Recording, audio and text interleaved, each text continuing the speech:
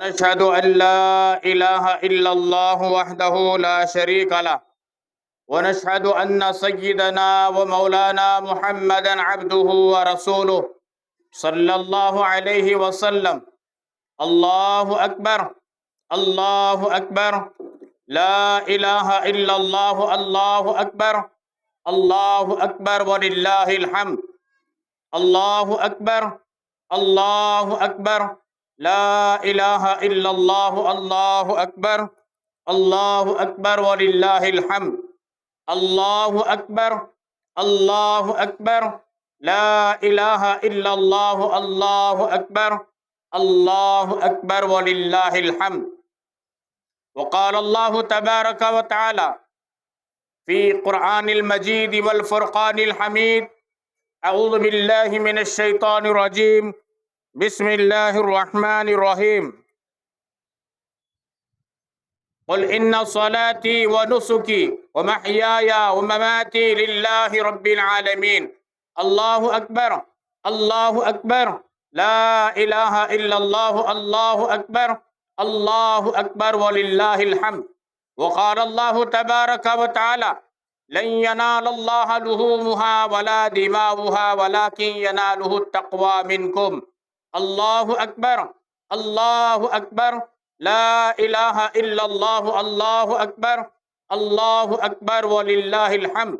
وقال الله تبارك وتعالى: قد أفلح من تزكى وذكر اسم ربه فصلى بل تؤثرون الحياة الدنيا والآخرة خير وأبقى إن هذا لفي الصحف الأولى صحف إبراهيم وموسى. الله أكبر، الله أكبر، لا إله إلا الله، الله أكبر، الله أكبر ولله الحمد. وقال الله تبارك وتعالى: إنا أعطيناك الكوثر فصل لربك وانحر إن شانئك هو الأبتر.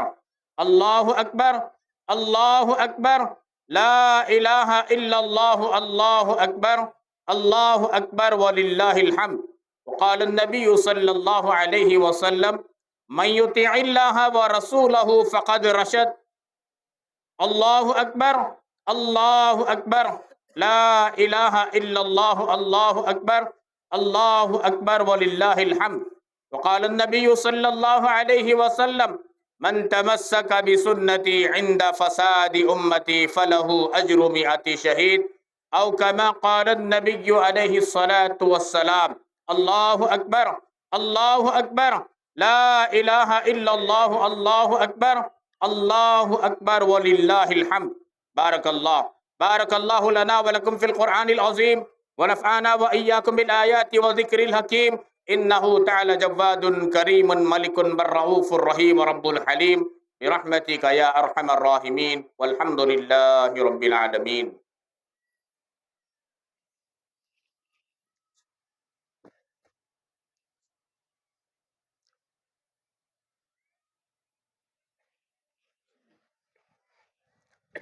الله أكبر، الله أكبر، لا إله إلا الله، الله أكبر، الله أكبر ولله الحمد. الله أكبر، الله أكبر، لا إله إلا الله، الله أكبر، الله أكبر ولله الحمد.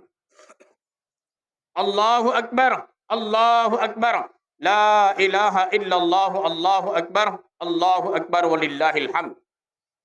الحمد لله، الحمد لله نحمده ونستعينه ونستغفره ونؤمن به ونتوكل عليه، ونعوذ بالله من شرور أنفسنا ومن سيئات أعمالنا. من يهده الله فلا مضل له، ومن يضلله فلا هادي له، ونشهد أن لا إله إلا الله وحده لا شريك له، ونشهد أن سيدنا ومولانا محمدا عبده ورسوله صلى الله عليه وسلم. أما بعد، فأعوذ بالله من الشيطان الرجيم، بسم الله الرحمن الرحيم. وقال الله تبارك وتعالى: إن الله وملائكته يصلون على النبي يا أيها الذين آمنوا صلوا عليه وسلموا تسليما. اللهم صل وسلم وبارك على النبي سيدنا ومولانا محمد وعلى آله وأصحابه أجمعين إلى يوم الدين، خصوصا وعلى أمير المؤمنين سيدنا أبي بكر الصديق رضي الله تعالى عنه، وعلى أمير المؤمنين سيدنا عمر بن الخطاب رضي الله تعالى عنه، وعلى أمير المؤمنين سيدنا عثمان بن عفان رضي الله تعالى عنه، وعلى أمير المؤمنين سيدنا علي بن أبي طالب رضي الله تعالى عنه، وعلى الإمامين سيدنا حسن والحسين رضي الله تعالى عنهما، وعلى أمهما فاطمة الزهراء رضي الله تعالى عنها، وعلى عمه سيدنا حمزة وسيدنا عباس رضي الله تعالى عنهما، وعلى ستة الباقية من الأشرة المبشرة، وعلى الصاحر الصحبة والتابعين رضوان الله تعالى عليهم أجمعين. الله أكبر، الله أكبر، لا إله إلا الله، الله أكبر، الله أكبر ولله الحمد. وقال الله تبارك وتعالى: أعوذ بالله السميع العليم من الشيطان الرجيم، بسم الله الرحمن الرحيم. إن الله يأمر بالعدل والإحسان وإيتاء ذي القربى وينهى عن الفحشاء والمنكر والبغي يعظكم لعلكم تذكرون. اذكروا الله يذكركم وادعوه يستجيب لكم ولذكر الله تعالى أعلى وأولى وأعز وأجل وأحم وأتم وأكبر. الله أكبر، الله أكبر، لا إله إلا الله، الله أكبر، الله أكبر ولله الحمد. الله أكبر، الله أكبر، لا إله إلا الله، الله أكبر، الله أكبر ولله الحمد. الله أكبر، الله أكبر، لا إله إلا الله، الله أكبر، الله أكبر ولله الحمد. السلام علیکم ورحمۃ اللہ وبرکاتہ.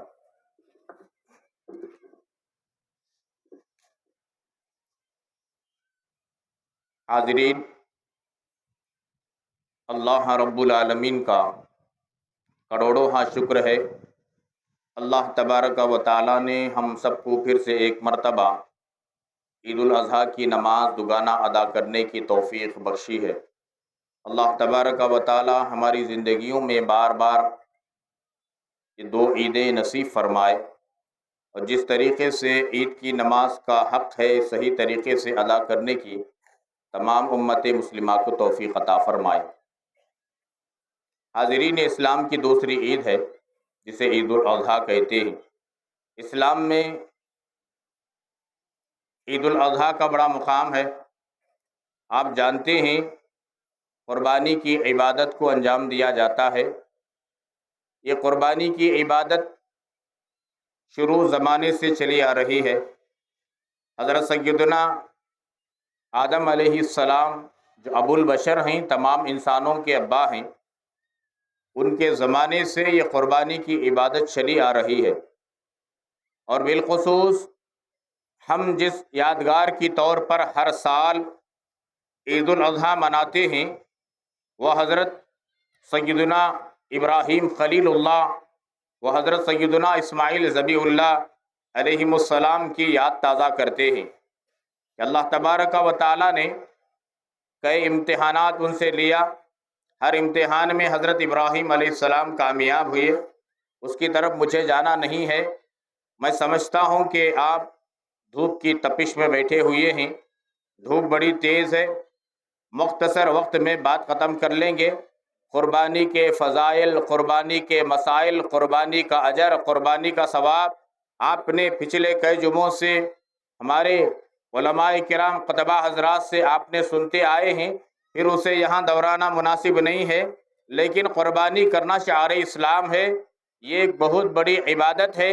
حدیث مبارکہ میں آتا ہے، اللہ کے حبیب پاک جناب محمد الرسول اللہ، سب کہہ دیجئے زور سے، صلی اللہ تعالی علیہ وآلہ وسلم، ہجرت فرما کر مدینۃ المنورہ جب تشریف لے گئے، حضرت علی کرم اللہ وجہ الکریم فرماتے ہیں کہ 10 سال تک مدینہ منورہ میں اللہ کے نبی موجود تھے کہ کبھی کسی سال قربانی ناغہ نہیں کیا. تو اس سے معلوم ہوا کہ قربانی کی کتنی اہمیت ہے. اللہ کے نبی علیہ السلام قربانی خود کی ہے اور اپنی امت کو تعلیم دی ہے کہ قربانی کرو. جو صاحب نصاب ہیں وہ قربانی کرنا. ایک وعید سن لیجئے، آج بہت سارے مالدار ایسے ہیں جو قربانی نہیں کرتے. ہم گئے سال کر لیے حضرت، یہ سال کیا کرنا سو. ارے اللہ کے بندو، تم صاحب نصاب ہو تو ہر سال کرنا. ایک سال بیوی کی طرف سے کر لیا، ایک سال میری طرف سے کر لیا، ایک سال ابا کی طرف سے کر لیا، یہ نہیں. علماء سے مسئلہ پوچھو، بیوی صاحب نصاب ہے، بیوی قربانی دینا، شوہر صاحب نصاب ہے، شوہر کی طرف سے قربانی دینا، باپ صاحب نصاب ہے، اس کی الگ قربانی، ماں صاحب نصاب ہے، اس کی الگ قربانی، بیٹا صاحب نصاب ہے، اس کی الگ قربانی، بیٹی صاحب نصاب ہے، اس کی الگ قربانی، بہو صاحب نصاب ہے، اس کی الگ قربانی۔ گھر میں 7 افراد ہیں، صاحب نصاب ہیں، بڑا جانور لیجئے، یا نہیں تو 7 بکرے لیجئے، دمبے لیجئے، بہرحال قربانی صاحب نصاب پر ضروری ہے۔ امام الانبیاء محبوب کبریا حضرت محمد الرسول اللہ صلی اللہ تعالی علیہ وآلہ وسلم نے فرمایا، دل کے کانوں سے سنیے گا، جو صاحب نصاب ہے، قربانی نہیں دے رہا ہے، اللہ کے نبی نے فرمایا میرے عیدگاہ تک آنے کی اسے اجازت نہیں۔ عیدگاہ تک آنے کی اجازت کسے نہیں؟ کافروں کو نہیں، مشرکین کو نہیں۔ ایمان والے تو سال میں 2 مرتبہ میدانوں میں آتے ہیں، ایمان والے سال میں 2 مرتبہ عیدگاہوں میں آتے ہیں۔ اللہ کے نبی نے فرمایا استطاعت ہوتے ہوئے قربانی نہ کرے وہ ہمارے عیدگاہ تک نہ آئے۔ جو صاحب نصاب ہیں ابھی بھی وقت ہے، الحمدللہ 3 دن باقی ہے، ہفتہ اتوار پیر کے مغرب سے پہلے تک جانور کو لے کر قربانی کریں۔ اور اللہ کے نبی علیہ السلام نے اس کی بڑی فضیلت بیان کی ہے، فرمایا تم جانور کے گلے پر چھری پھیرتے ہو بسم اللہ اللہ اکبر کہتے ہوئے، جانور کا گلا کٹ کر خون کا قطرہ زمین پر گرنے سے پہلے تمہاری قربانی اللہ کے یہاں مقبول ہو جاتی ہے، منظور ہو جاتی ہے، شرف قبولیت کو پہنچ جاتی ہے، اور فرماتے ہیں کہ تمہارے گناہوں کو معاف کر دیتے ہیں۔ صحابہ کرام نے پوچھا یا رسول اللہ قربانی کیا ہے؟ اللہ کے نبی نے فرمایا یہ تمہارے ابا حضرت ابراہیم علیہ السلام کی سنت ہے، اس پر کیا اجر ملے گا؟ اللہ کے نبی نے فرمایا جانور کے جسم پر جتنے بال ہیں ایک ایک بال کے بدلے میں ایک ایک نیکی ملے گی، ایک ایک گناہ معاف ہوگا۔ آج تک کسی نے کاؤنٹنگ کیا ہے کہ جانور کے جسم پر کتنے بال ہیں؟ کسی نے کیا؟ خدا کی عزت و جلالت کی قسم قیامت تو آ سکتی ہے لیکن کسی کے اندر اتنی ہمت نہیں، کتنی ہی ترقی کر لے زمانہ، ٹیکنالوجی کتنی ہی آ جائے، لیکن جانور کے جسم پر اور دمبے کے جسم پر جو اون ہے اس اون اور جانور کے جسم کے بال کو کاؤنٹنگ نہیں کر سکتے، اتنا اجر اللہ پاک دیں گے۔ اس لیے قربانی کرنے والے احباب قربانی خلوص و للہیت سے کریں۔ قربانی ایک ہدیہ ہے، اللہ پاک ہدیہ مانگ رہے ہیں، میرے نام پر قربانی کرو، یہ دیکھنا چاہ رہے ہیں کہ ایمان والے جن کو میں نے مال دیا ہے، مال کی محبت ان کے دل کے اندر ہے یا ہمارے حکم کی اہمیت ان کے پاس ہے، اللہ پاک دیکھنا چاہ رہے ہیں۔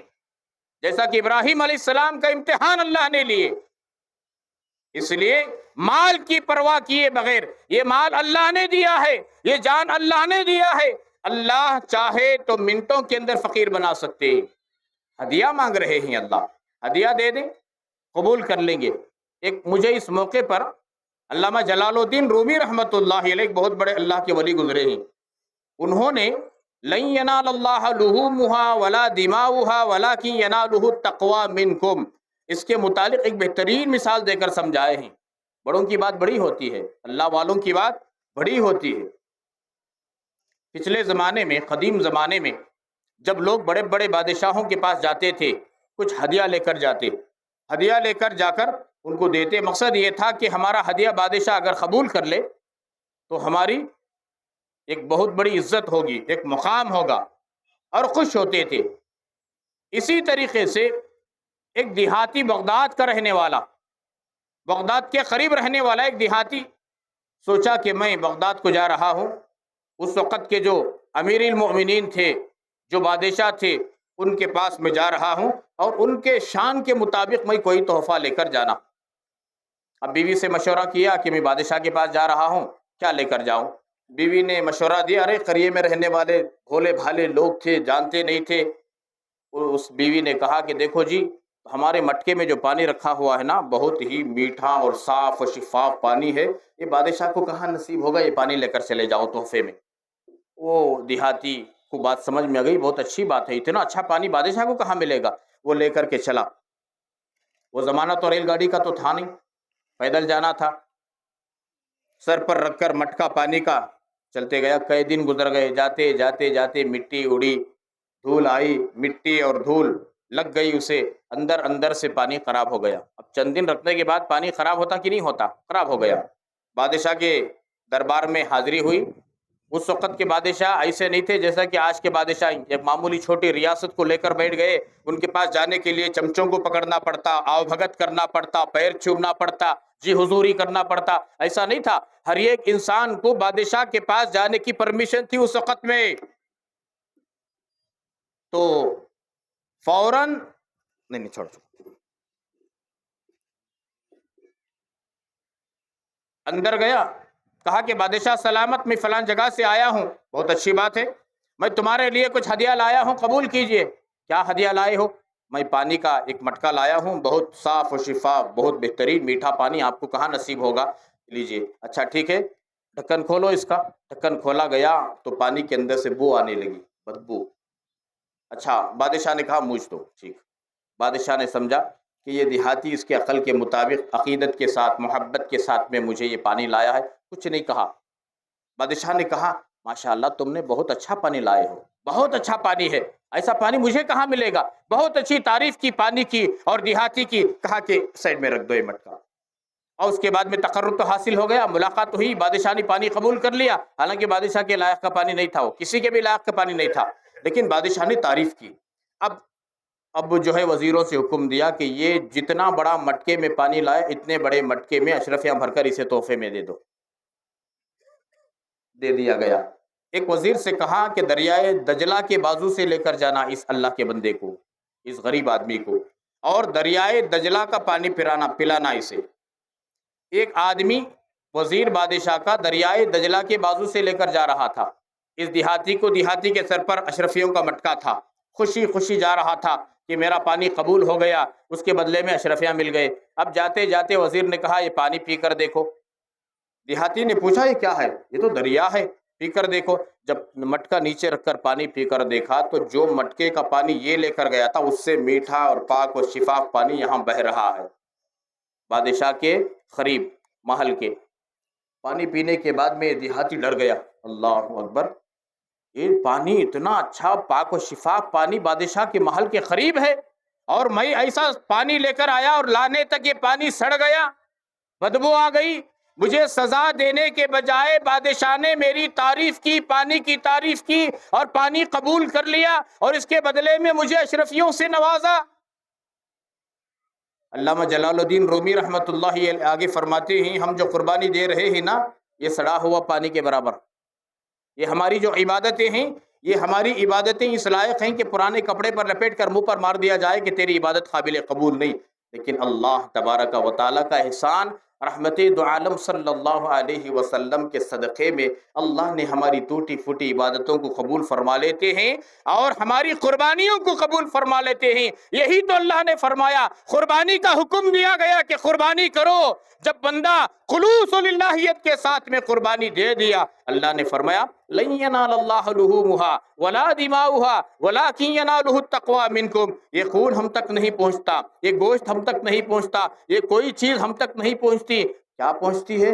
تم نے خلوص و للہیت کے ساتھ میں قربانی کر دی تو تمہارا خلوص و للہیت، تمہارا تقوی یہ ہمارے تک پہنچ گیا۔ اب چلو، یہ چیز تمہاری ہے، گوشت تمہارا ہے، یہ ہڈی تمہاری ہے، یہ چمڑا تمہارا ہے، یہ ہر چیز تمہاری ہے، تم خود استعمال کرو، اس کے ضرورت مند تم خود ہو، اس کے مستحق تم خود ہو۔ ہم نے مانگا قربانی، تم نے ہمارے نام پر قربانی کر دی، ہم نے تمہاری قربانی کو قبول کر لیا، اب تم اس سے زیادہ تم مستحق ہو، تم پورے کا پورا جانور کھا لو، اس میں کوئی ثواب میں کمی نہیں آئے گی۔ تو اللہ تبارک و تعالیٰ نے قربانی کا حکم دیا۔ جب بندے قربانی کر دیتے ہیں ٹوٹے پھوٹے انداز سے، اللہ پاک قبول فرما لیتے ہیں۔ آج کے عید کو اللہ پاک آج کی نماز کو قبول فرمائے، ہمارے لیے آج کی عید عید سعید بنا کر عطا فرمائے۔ رحمتیں نازل فرمائے، اللہ پاک برکتیں نازل فرمائے، اور خلوص اللہیت کے ساتھ میں جو ہے قربانی دینے کی توفیق عطا فرمائے۔ جو بندے بندیاں قربانی دے رہے ہیں اللہ پاک ان کے قربانیوں کو قبول فرمائے۔ آمین۔ وآخر دعوانا الحمد للہ رب العالمین۔